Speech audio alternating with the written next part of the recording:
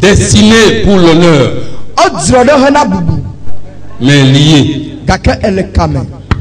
Destinée pour l'honneur, mais encore sous le joug de l'ennemi. Mais ce matin, en entendant ma voix, quelqu'un sortira. Celui qui croit en cette parole, tu ne vas plus rester dans sous ce joug-là. Le joug du retard, le joug de la pauvreté, le joug du célibat. Au nom de Jésus, le joug de la maladie est brisé ce matin.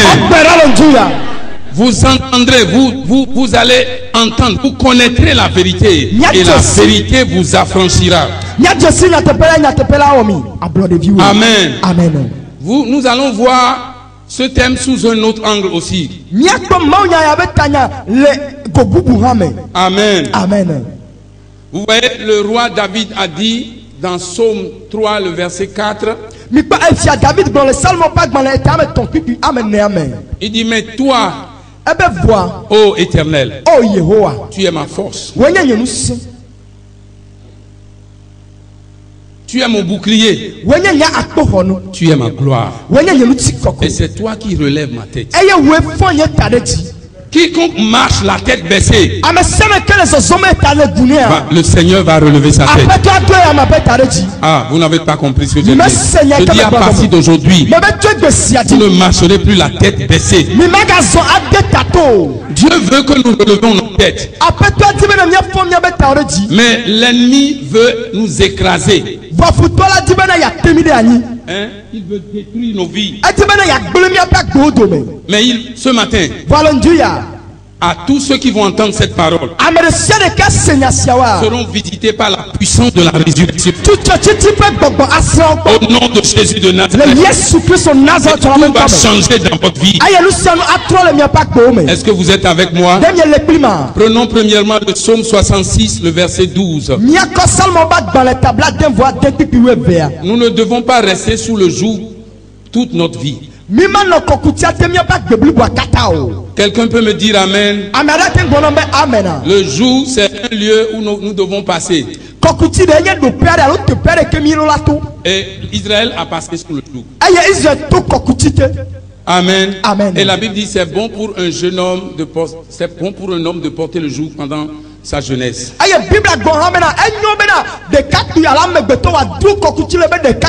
Alléluia. Amen. Mais Jésus dit, hein, si vous êtes chargé, fatigué, alors il vous invite ce matin. Venez à moi, vous tous qui êtes fatigués. Alléluia. Amen. Et moi je vous donnerai du repos pour vos âmes. Quand vous allez venir, recevez mes instructions. Le problème c'est là-bas. Recevez mes instructions. C'est-à-dire allez à mon école. Et dit maintenant prenez mon joug. Car mon joug est profitable.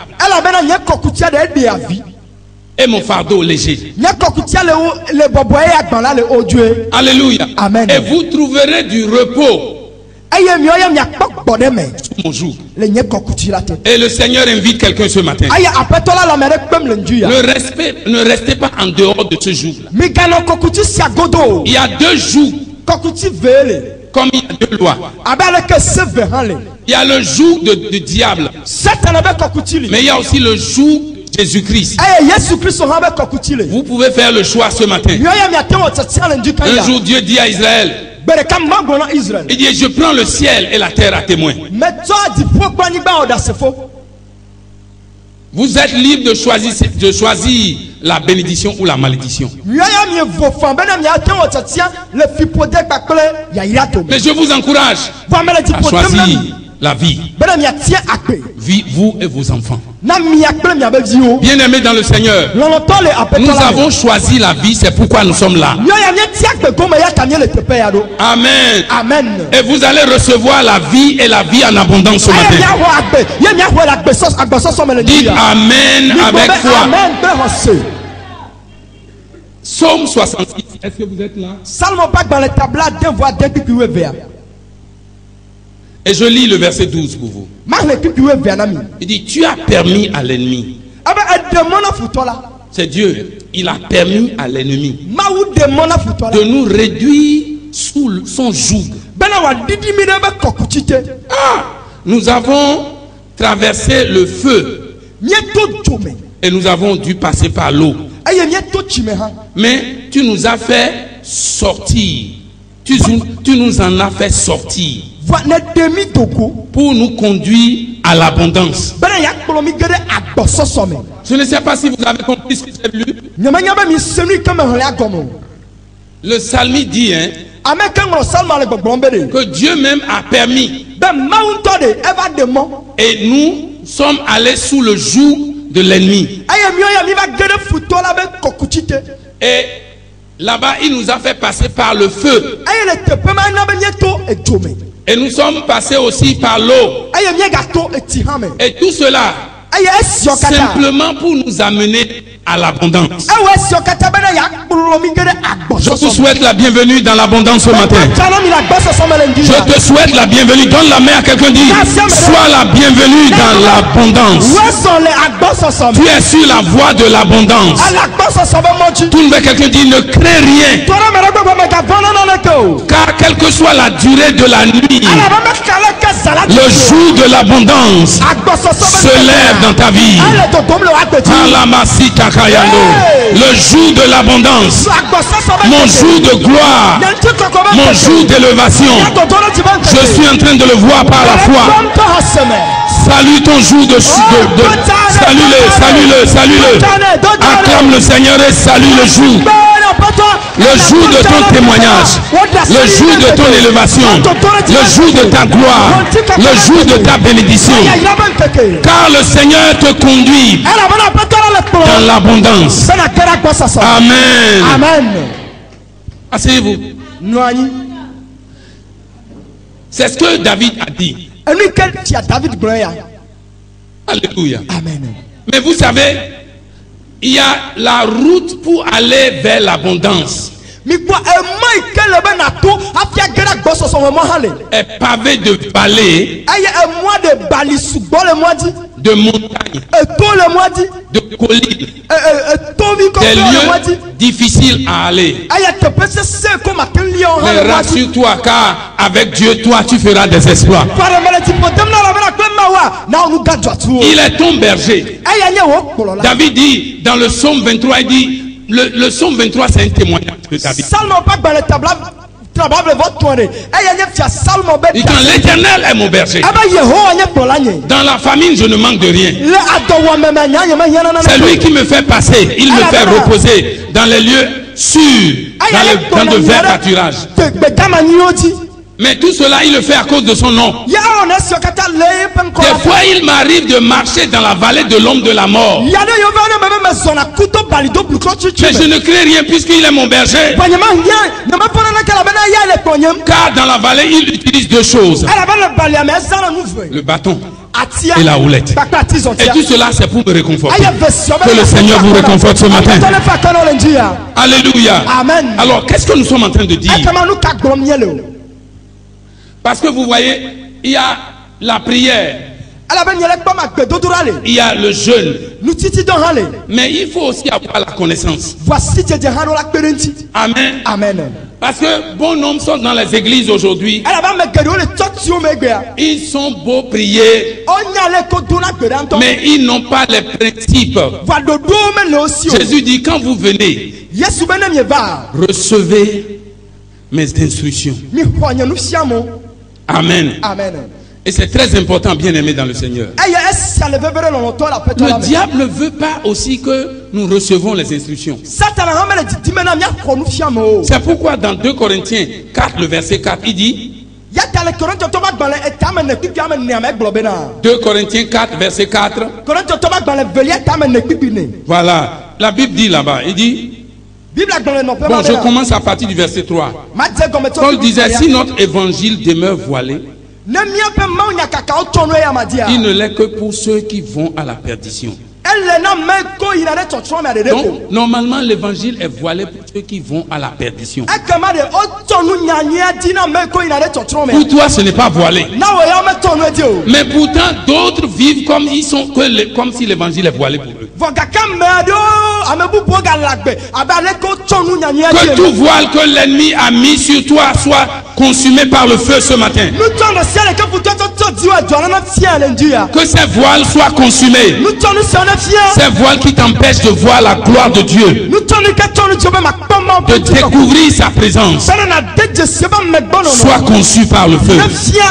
Car ta tête est sur le point d'être relevée.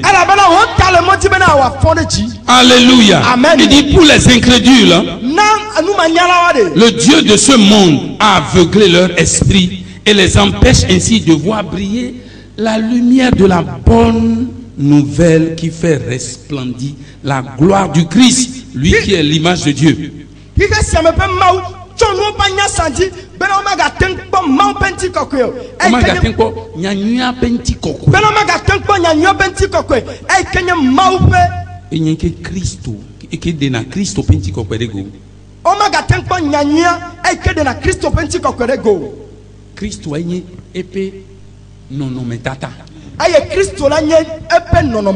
Vous voyez, si vous ne découvrez pas son image, c'est difficile. Hein?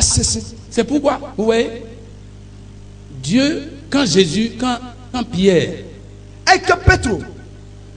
a révélé Jésus, il dit, tu es le Fils de Dieu, tu es le Messie. Jésus a dit ça, ce n'est pas la chair et le sang qui te l'ont révélé, mais c'est mon Père. Alléluia. Amen. Et ce que tu viens de dire, je vais bâtir mon église. Les portes des séjours des morts ne prévaudront point contre elle. Et il dit, moi je te donne les clés du royaume. Remarquez quelque chose là-bas, il n'a pas dit je vous donne les clés. Il dit je te donne les clés. Si vous voulez avoir les clés du royaume, vous devez avoir la révélation de Jésus. Ce matin je prie pour que le Saint-Esprit illumine les yeux de nos cœurs, pour que nous puissions connaître Dieu, connaître Jésus et le faire connaître. Oh, quelqu'un lève sa main et dit, Seigneur, donne-moi un esprit de sagesse et de révélation.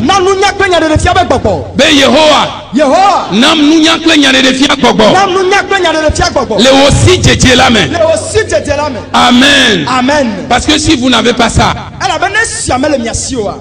ouais, c'est là le problème des chrétiens. C'est pourquoi vous allez vous promener quand même. Parce que Jésus disait aux Juifs qui se sont convertis, il dit demeurez dans ma parole. Parce que quand vous allez connaître la vérité va vous affranchir. Aujourd'hui on a prié pour les gens, ils sont tombés. On a prié, l'esprit est descendu sur eux. Les gens sont tombés, ils ont cassé des chaises. Ça aussi c'est bon. Mais ils n'ont pas la connaissance. Et quand vous n'avez pas la connaissance et l'intelligence, alors, et la sagesse, pardon, vous allez être la proie des faux prophètes. Amen. Amen. Mais ce matin, tout ce qui empêche votre connaissance va être ôté. Nous lisons dans Marc chapitre 5. Nous continuons. J'ai dit destiné pour l'honneur mais lié. Nous allons prendre cet exemple de Marc chapitre 5 que je vais lire rapidement pour vous. C'est un peu long, mais suivez-moi. Ils arrivèrent de l'autre côté du lac, dans la région de Gérasa, où Jésus débarqua. Aussitôt, sortant des tombeaux, un homme qui était sous l'emprise d'un esprit mauvais vint à sa rencontre.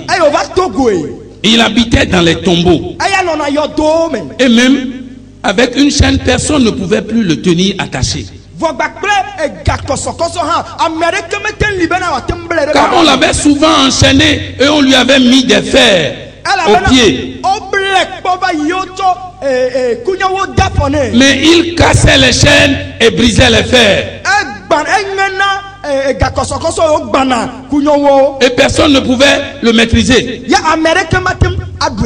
Sans cesse, nuit et jour, il errait parmi les tombes et sur les montagnes, en hurlant, en se blessant contre les rochers.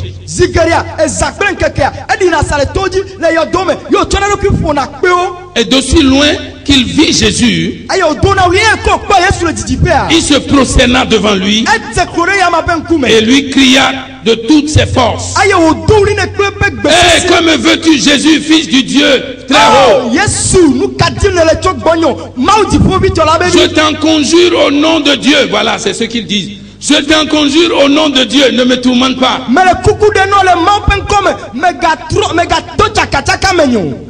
C'est un signe, hein? Retenez au nom de Dieu là, vous allez.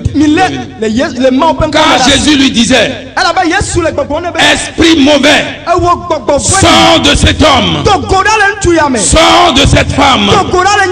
Et Jésus lui demanda: quel est ton nom? Je m'appelle Légion, lui répondit-il, car nous sommes une multitude.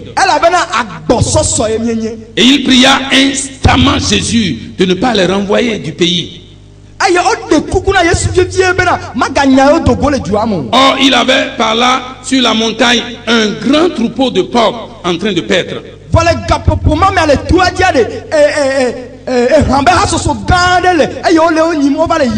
Les esprits mauvais suppliaient Jésus: envoie-nous dans ces porcs pour que nous rentrions en eux. Et Jésus le leur permit. Il sortit donc de l'homme et entrait dans les porcs. Aussitôt le troupeau qui comptait environ 2000 bêtes s'élança du haut de la pente et se précipita dans le lac où elle se noyait, pardon. Et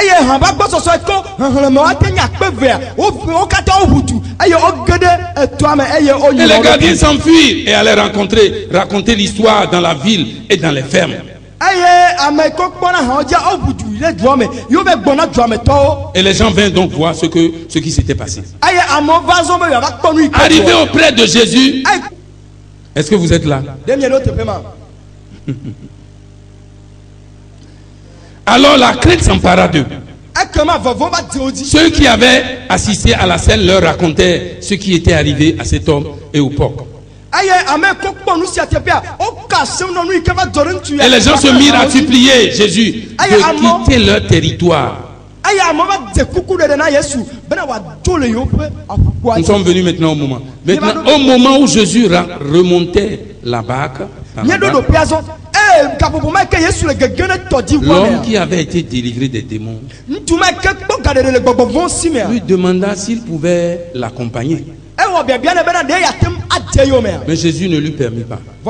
Il lui dit: va, rentre chez toi, auprès des tiens, raconte-leur ce que le Seigneur a fait pour toi et comment il a eu pitié de toi. Et le verset 20 qui dit: alors il s'en alla et se mit à proclamer dans la région des 10 villes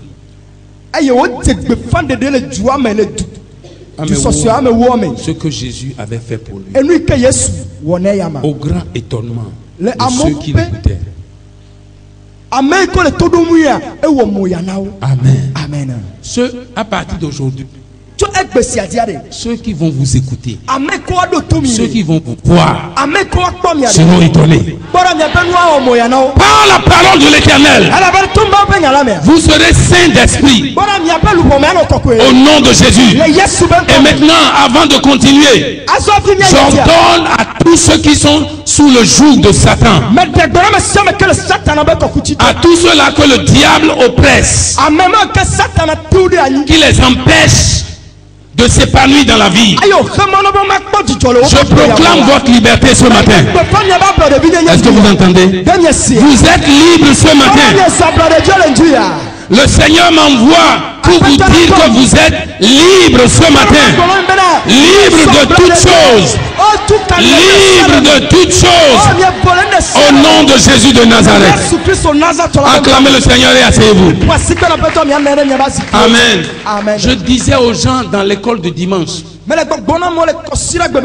puisque vous ne venez pas, vous venez en retard. Je leur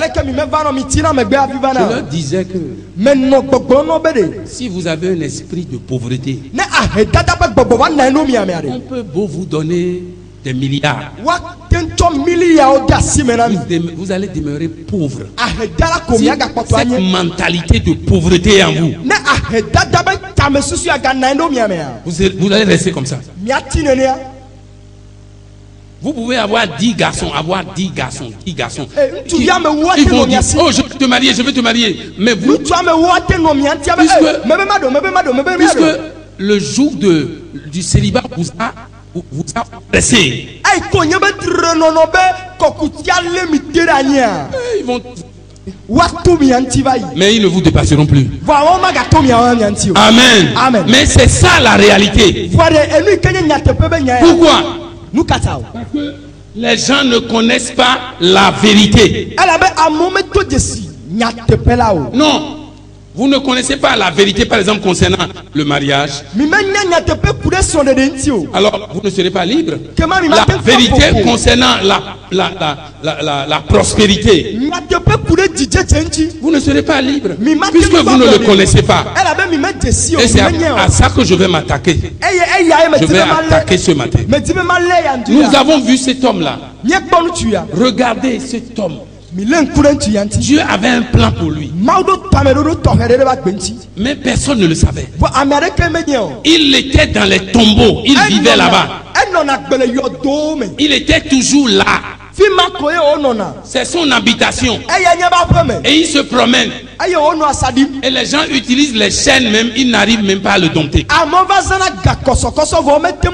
Il était tellement violent. Il fait lui-même. Personne ne peut lui penser les pieds. Il était insupportable. Et on l'a mis dans le lit de l'oubli. Parce que c'est fini pour lui. Les gens ont conclu que lui là, pour lui c'est fini. Ses parents l'ont oublié. Mais Dieu a un plan pour lui. Cet homme est destiné à la gloire. Il est destiné à l'évangélisation pour aller sauver des âmes. Il a sauvé 10 villes. Mais cet homme était là avec un légion. Hey, vous voyez comment la situation de certaines d'entre nous sont. Et nous marchons, mais nous sommes sous l'oppression de l'ennemi. Et nous sommes là et nous nous plaisons dans ça. L'esprit de complaisance est là dans l'église. Le diable a mis ça sur l'église pour que l'église ne brille plus. Et les gens aiment qu'on crie, on prophétise sur eux. Ils ne veulent pas recevoir l'instruction. Ils veulent les miracles, mais ils ne veulent pas le Dieu de miracles. Oh, comment est-ce que vous pouvez recevoir la délivrance? Quelqu'un qui vous touche, vous tombez, il dit vous êtes délivré. Et vous pensez que vous êtes délivré. Et vous êtes fiers. Et les mêmes problèmes sont là. Vous êtes toujours sous le joug du péché. Et vous êtes sous son emprise. La fornication. Tous ceux qui et ses amis sont toujours dans vos. Et vous êtes là assis, vautrés. Et on ne veut plus entendre quelque chose. C'est normal, nous tendons vers la fin. Parce que la Bible dit à la fin, beaucoup ne vont plus recevoir la vérité. Ah, les gens seront vraiment immunisés contre la vérité. Parce qu'ils ils ont tellement mis des garde-fous autour d'eux. Et ils veulent entendre ce qu'ils veulent entendre. Alors elle a dit que les faux prophètes vont maintenant commencer. Et c'est ça, c'est ce qui se passe actuellement.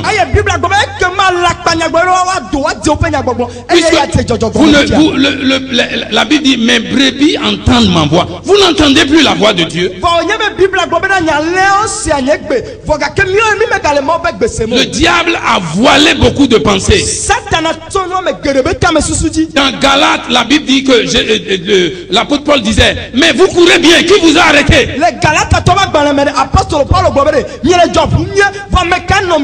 Hein? Il me semble que c'est Galates chapitre 3, le verset 7. Mais vous courez bien, est-ce que c'est ça? Je veux lire pour être sûr que c'est ce que je dis. C'est vrai ça? 5, 7, merci beaucoup. Parce que voilà, le premier verset du verset 3 dit insensé, Galates insensé. Vous êtes insensé. Ah! Mais vous qui avez reçu Jésus, mais comment est-ce que vous vous êtes trouvé maintenant? Et dans Galates chapitre 5, le verset 7 dit, mais vous courez bien. Mais qui vous a arrêté? Et puis, la personne vous a arrêté pour vous empêcher d'obéir à la vérité de Christ. Ah, c'est quelqu'un qui est venu vous troubler. Aujourd'hui, le trouble est dans l'église et dans la vie des chrétiens. Pourquoi? Quand vous sortez, vous ouvrez Radio Évangile. Il prêche la sainteté. Il demande aux chrétiens de se conformer à une vie qui est de Christ. Et vous arrivez à Radio Bonne Nouvelle. Et quelqu'un va là-bas, lui, il dit des âneries. Et il dit même que vous pouvez pécher, que c'est la chair. Et que finalement, l'esprit est fort, mais la chair est faible. Il commence à parler, à dire des choses ce que vous n'avez même pas reçu dans l'église. Vous commencez pas à entendre avec des raisonnements qui tiennent.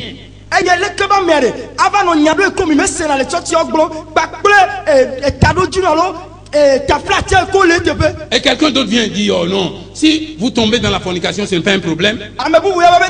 Continuez à vivre dans la fornication. Et il y a des choses, maintenant quelqu'un dit, ne payez pas la dîme. L'autre dit, viens, il faut payer la dîme. Quelqu'un dit, on ne paie pas le salut. L'autre dit, non, on paie le salut.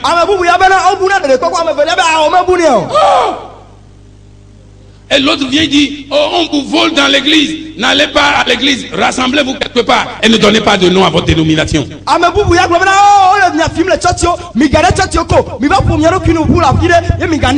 Si vous voulez créer des églises maintenant, il y a beaucoup de références pour créer les églises. Vous pouvez falsifier l'écriture et créer votre église. Alléluia. Il y a d'autres qui ne s'habillent pas. Il y a d'autres qui s'habillent. Et l'apôtre Paul dit, hein, parce que ce qui se passait dans Galates se passe maintenant. Qu'est-ce qui s'est passé? L'apôtre Paul a prêché à l'église de Galates. C'est lui-même qui a créé l'église. Mais comme l'apôtre Paul, c'est un homme faible. C'est un homme, ce n'est pas faiblesse dans le domaine du péché, mais c'est un homme court qui est calme.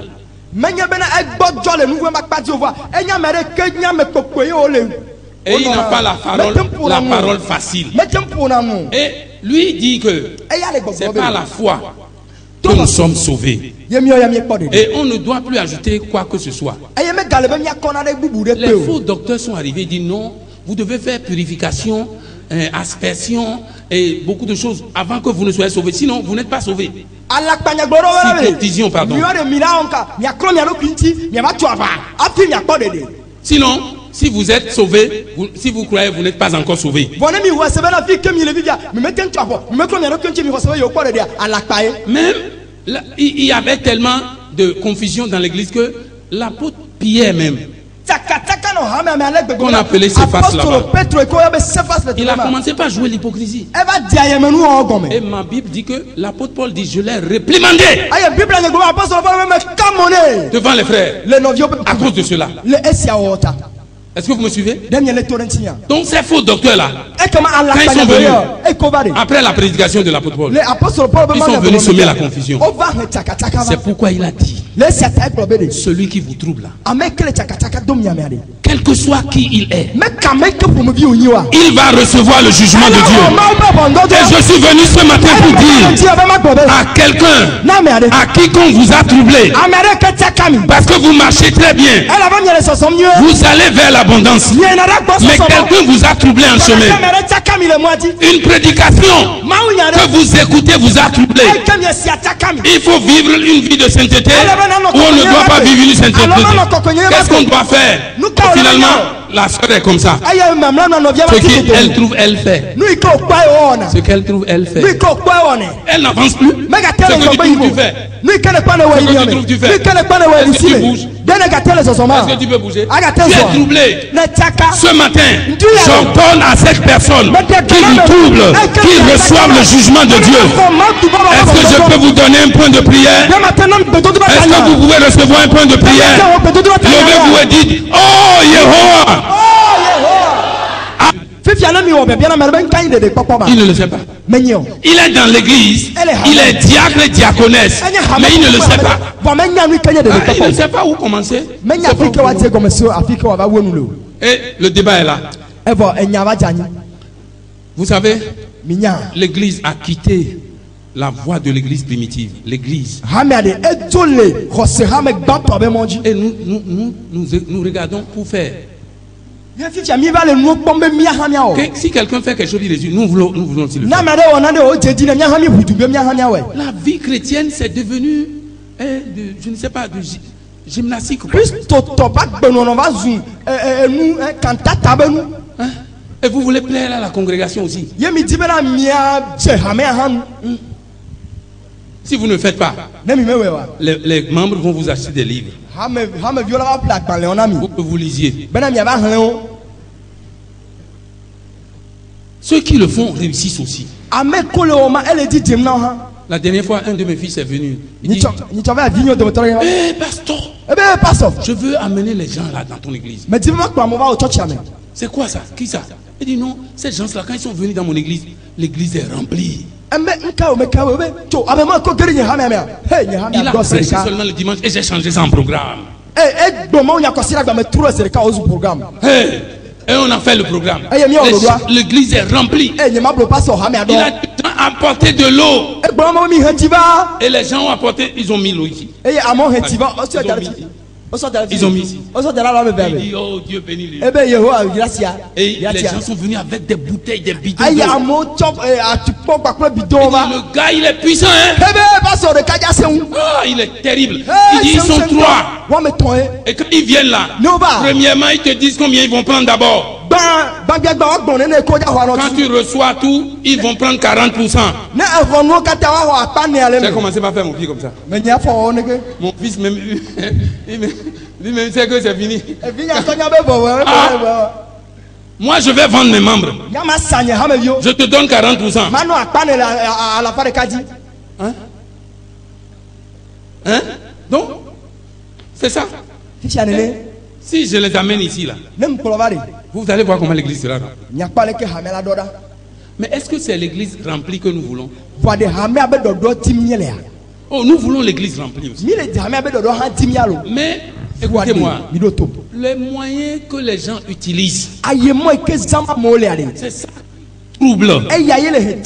Après que vous ayez emporté tous ces bidons d'eau là, et vous les avez bien bu, et rien ne se passe. Parce que votre connaissance de Dieu.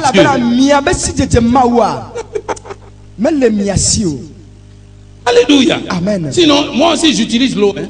Je peux vous asperger d'eau selon les directives de l'Esprit Saint. Mais je ne permettrai pas à quelqu'un de venir utiliser l'eau pour vous utiliser. Et aujourd'hui, beaucoup sont sous la dépression. Ils sont déprimés. Alors, j'ai essayé de voir le mot déprimé, dépression. Alléluia. Qu'est-ce que tu avais dit? C'est être démoralisé, attristé. Selon le dictionnaire Webster, ce qui est déprimé est à sombrer sous la surface de la terre.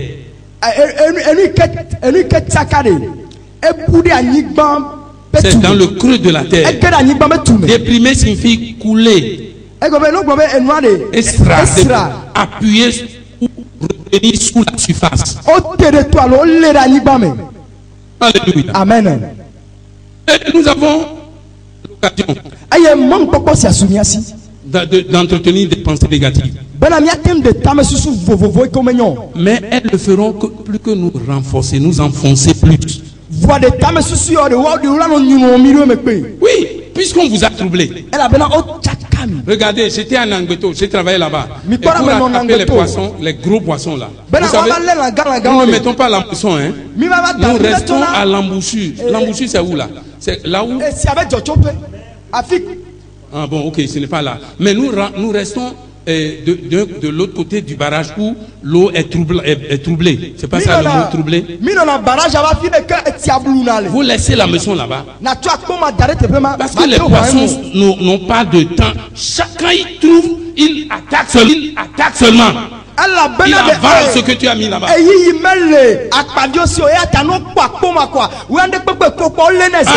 Et toi tu es là seulement, tu attends. Quand ça attrape seulement, tu commences à tirer.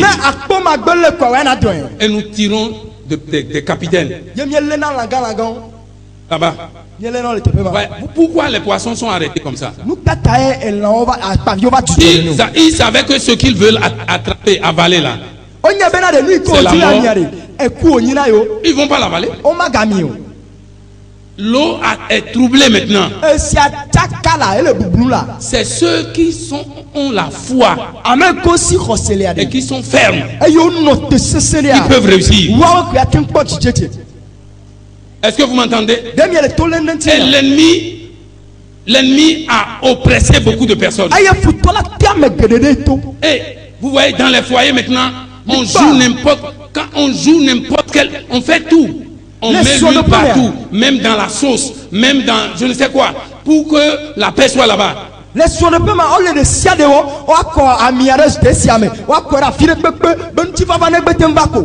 Hein? On fait avaler des choses qu'on ne peut pas avaler aux gens, mais les gens l'avalent. Ils font tout pour l'avaler. Et ça c'est l'église. Hein? Et quand tu parles, on dit oh, mais nous on est avec toi, on ne trouve rien. Tu veux qu'on aille où là? Qu'est-ce que vous voulez voir? Vous ne changez pas, vous voulez voir quelque chose. Moi je ne suis pas magicien. Est-ce que Dieu même pour créer le monde, il n'a pas fait ça en un jour? La bénédiction que vous recherchez là, oh, c'est facile. Dieu peut vous le donner. Mais s'il donne ça à certains parmi vous, c'est fini. Vous voyez le fils prodigue, il a tout fait. Et son père a dit ok, prends l'héritage. Et il est parti. Vous voyez sa condition? Parce que chaque fois que vous êtes là, l'ennemi est dans le coin. Il vous guette. Aussi longtemps que l'héritier que vous êtes, vous serez comme un enfant. Alors vous n'êtes pas différent en rien d'un esclave. Galates chapitre 4, verset 1. C'est pourquoi Dieu attend. Mais si vous allez dans les églises magiques là, vous allez trouver là-bas aussi. Aujourd'hui, beaucoup de gens ont cette maladie là. Oui, voilà, l'épilepsie. Et on parle, et puis les autres disent que non, c'est parce que l'esprit veut révéler ce qui est en la personne, et la personne est devenue épileptique.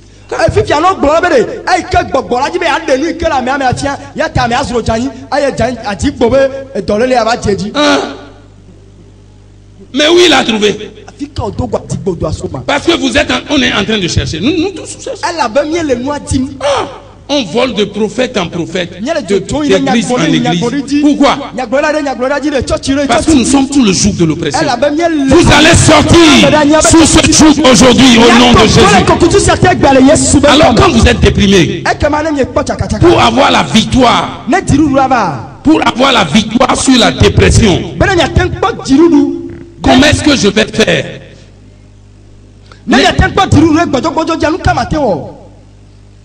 Si l'ennemi vous oppresse et vous êtes complètement à terre, regardez ce qui se passe. On a beau prier, les choses ne marchent pas.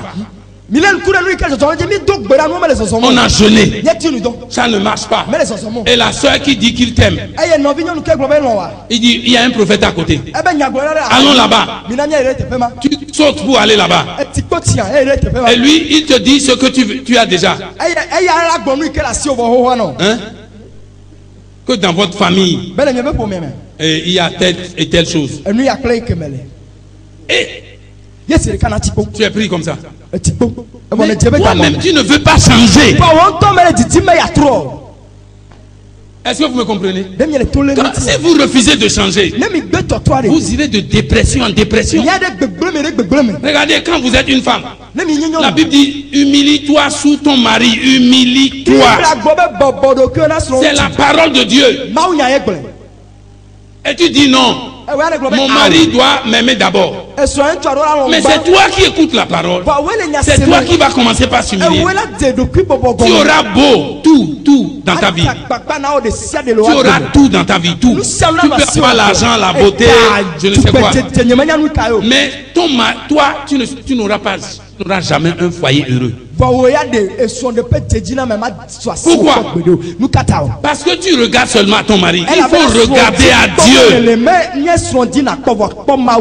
Vous m'écoutez? Et les hommes aussi. Aime ta femme. Et c'est toujours les défauts qu'on relève de la femme. Jésus n'a pas regardé nos défauts. Mais je ne dis pas à la femme aussi de ne pas changer. Jésus nous a aimés. Et il a donné sa vie pour nous. Alléluia. Amen. Vous voyez la société africaine. La société.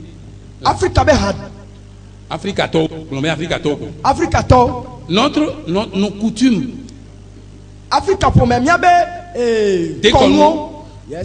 On fait que nous avons ramené la femme en dernière position.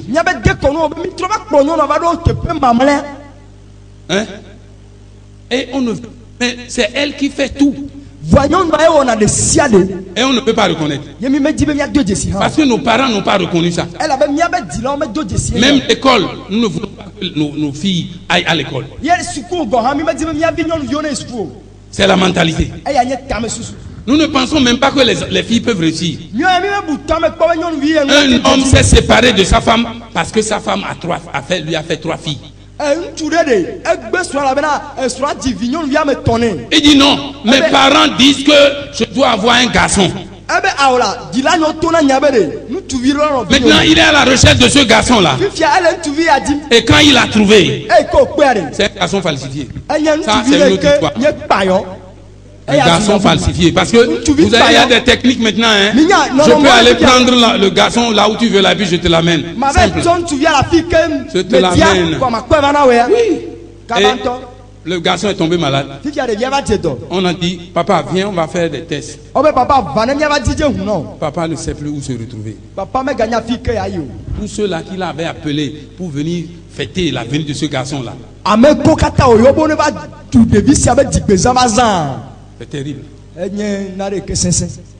Et maintenant, nous fermons cette parenthèse-là. Alors, la première des choses, lisons dans Psaume 143. Je ne vais pas finir aujourd'hui, mais je vais vous donner 2 points seulement. 2 points seulement. Le premier point, nous lisons d'abord dans Psaume 143. Et après, je vais commencer par vous donner ce que vous devez faire. Vous savez, le moment est venu pour que nous puissions retourner à la parole de Dieu. Et que personne ne vous trompe. Il y a des gens qui savent lire la Bible, mais ils ne vont jamais apporter la Bible à l'église. Maintenant, la Bible est dans les portables. C'est aussi un moyen pour dire au pasteur, je suis en train de lire sur mon portable, mais il est en train de faire un message. Maintenant, on a mis la Bible dans iPad. Nous n'arrivons pas à lire aussi. Tout le bec, quelqu'un dit lis ta Bible. Je peux chanter pour toi. Lis ta Bible, prie chaque jour. Prie chaque jour. Prie chaque jour. Lis ta Bible, prie chaque jour. Si tu veux grandir. On s'arrête là-bas. Psaume 143. Nous lisons du verset 3. Et nous allons finir au verset 10. Est-ce que vous êtes prêts? Je lis. Il dit, un ennemi me poursuit sans relâche. Il veut écraser ma vie à terre. Et il me fait demeurer dans les ténèbres. Comme les morts des temps passés. J'ai l'esprit abattu. Je suis désemparé. Je me souviens des temps anciens. Et je me redis tout ce que tu as fait. Et je médite sur l'œuvre de tes mains. Je tends les mains vers toi. Je me sens devant toi comme une terre aride. Oh Éternel, viens vite m'exaucer. Je me sens défaillir. Ne te détourne pas de moi, de peur que je ne sois comme ceux qui descendent dans le tombeau. Dans le matin, annonce-moi ta bienveillance, car en toi, c'est en toi que j'ai mis ma confiance. Fais-moi connaître la voie que je dois suivre, car c'est vers toi que je me tourne. Délivre-moi, ô Éternel, de tous mes ennemis. Je cherche mon refuge auprès de toi. Enseigne-moi à accomplir ce qui te plaît, car tu es mon Dieu. Ton esprit est bon. Ton esprit est bon. Me conduira sur un sol aplani. Amen. Amen. Alors, remarquez ce que le roi David a dit ici. Premièrement, il a commencé par dire, un ennemi me poursuit sans relâche. Il veut écraser ma vie à terre. Il me fait demeurer dans les ténèbres comme les morts des temps passés. Il a commencé par identifier la cause. La nature est la cause. C'est la première. Le roi David a identifié. Satan est à l'origine. Regardez cet homme-là. Et regardez comment l'ennemi l'a utilisé. Et l'a mis sous son joug. Et il empêche cet homme d'accomplir le pourquoi Dieu l'a envoyé sur terre. Et c'est ce que le diable veut faire de nous. Et ce matin, il est en retard. Le deuxième point, et c'est là-bas que je vais m'arrêter. Il dit, j'ai l'esprit abattu. Réalise que la dépression détruit la vie. Et il veut écraser ma vie à terre. Il veut t'écraser. C'est le but du Satan. Et pour me faire demeurer dans les ténèbres, comme les morts des temps passés. Hey! Alléluia. Amen. C'est ce que l'ennemi veut faire de toi. C'est pourquoi en Christ, renouvelle ta pensée. Si la pensée ne se renouvelle pas, et tu demeures négatif, un jour tu vas te déprimer. Et tu vas devenir autre chose dans l'église. On te voit comme un ange du Satan. Et les pasteurs commencent à nommer les gens, même s'ils ne le croient pas. Ils disent que les gens sont sorciers. Mais au fait, ils ne sont pas des sorciers. Regardez, une soeur qui est dans l'église. Et elle est vierge. Elle veut garder sa virginité. Elle se préserve. Mais elle n'a pas la connaissance et la sagesse pour aller dans le mariage. Elle est là. Et elle continue à être là parce qu'on lui a dit d'être saint. Et c'est saint. Il a l'esprit de mamie. Mais la fille, la soeur n'a. C'est pas que vous avez trouvé à l'esprit de Dieu. Quand on dit ça là, je vais finir avec cette histoire. Une de mes filles, aujourd'hui elle est mariée. Elle a appelé qu'elle a un enfant. Et je bénis le Seigneur pour ça. Un jour, cette fille-là, quand vous la voyez, chaque fois, elle parle de sainteté. Elle j'aime sa vie. Un jour, elle est dans une église, dans sa propre église. Oh, comme elle devient vieille et grandie, elle ne se marie pas. Mais à cause des études aussi.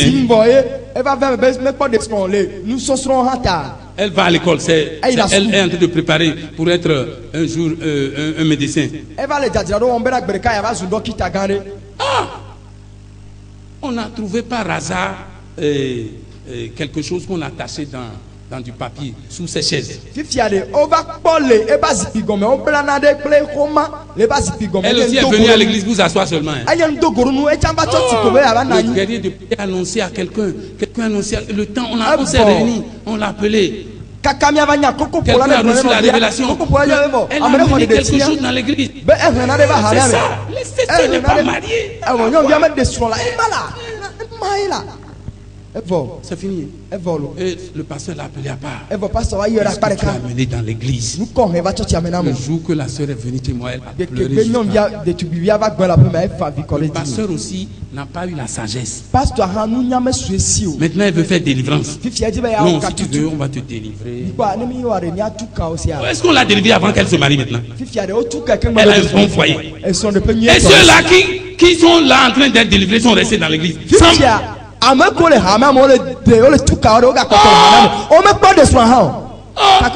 Imaginez si cette soeur ne me rencontrait pas. On a dit qu'elle est possédée, que l'esprit de je ne sais quoi est en elle. Elle va aller, on va commencer par prier pour elle. On va la faire tomber. Comme elle ne tombe pas, on la pousse, elle tombe. Je dis tombe.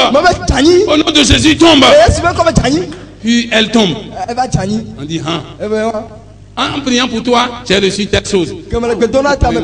Maintenant, elle a fini là-bas, elle a fait la délivrance. Après la délivrance, tu vas te marier. Mais Dieu attend son temps.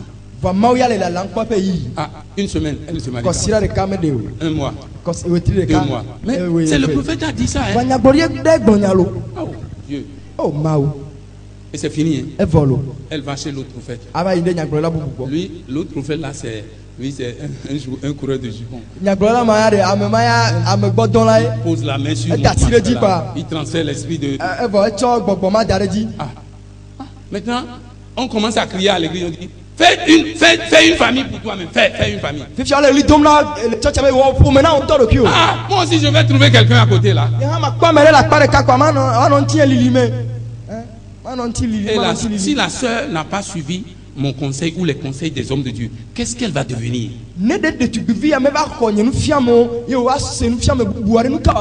Elle va se donner à un homme. Je te dis, tu grandis. La dernière fois, un homme insensé a vu ma fille Et puis il a dit, tu grandis. Tu fais quoi là? Qu'est-ce que le pasteur me dit de toi? A trouvé quelqu'un, on te fait la chose. Comme si c'est, on trouve ça en chemin et puis on fait la chose. Bien aimé, nous avons besoin de la sagesse. Et il faut changer de mentalité. Il faut recevoir les ce matin, je vais m'arrêter ici. La dernière fois,